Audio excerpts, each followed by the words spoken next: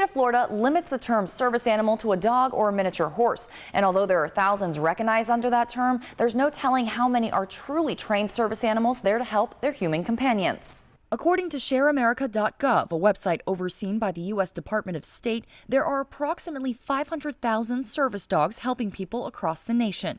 But how many of those dogs are legitimate? Through a Google search, you can find a number of sites that offer the chance to register your pet as a service animal. But is the process that easy? Garbage. That's my personal opinion. I could be wrong, but garbage. Bert Swansea is a disabled Vietnam veteran.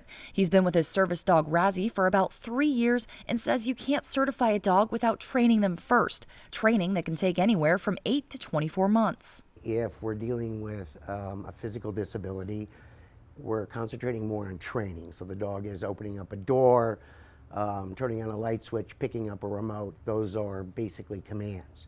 When we're dealing with more of mental disorders, this is where the behavior really comes into effect. Robert Simon has owned Dogmata training in Lynn Haven since 2014. He has 4 dogs himself, some trained and certified in human remains detection. So he takes the training and certifications of service animals seriously and thinks the number of fakers on the street is ridiculous. It's so easy now for anyone just to go to Amazon, get a vest, get an ID card, and not actually do the work. It angers me because it's identity theft. That's the closest way I can put it in layman terms for humans.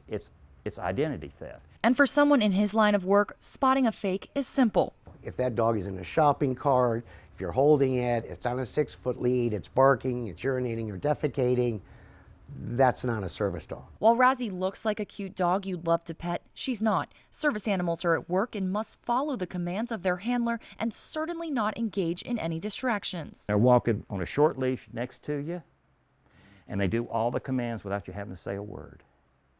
They don't lead, because you're the alpha. They don't lead. They don't sit with you and eat. But imposters aren't the only issue when it comes to service animals. According to Florida statute, if an animal said to be a service animal enters your establishment, you can't ask for the papers verifying it, and you certainly can't ask the nature or extent of the handler's disability. But you can ask if an animal is a service animal required because of a disability, and what the animal has been trained to do. I know the Florida Restaurant Association is working diligently to try to get us to allow us to ask more questions, to provide paperwork, and not be so afraid of asking somebody, is that a service dog and what is it trained to do? And while you can't ask for papers up front, Simon says those who went through the proper channels should show it without hesitation. We encourage the owners to keep the paperwork. They've worked diligently to get this. They should be proud to show them. For those who misrepresent their animal as a qualified service animal or animal trainer, that individual can face a charge of a second-degree misdemeanor, punishable by up to 60 days in jail, 30 hours of community service, and additional fines and fees. For those who certify their animals the right way, it's worth it. We're trying to give them back a normal life, and the dog is here to do that for them. And I have a quality of life today that I've never had. If you're in need of a service animal, officials urge you to adopt and not shop. And always make sure that the training facility that you're bringing them to can properly certify them. Kelly Grossfield, News 13, Panhandle Strong.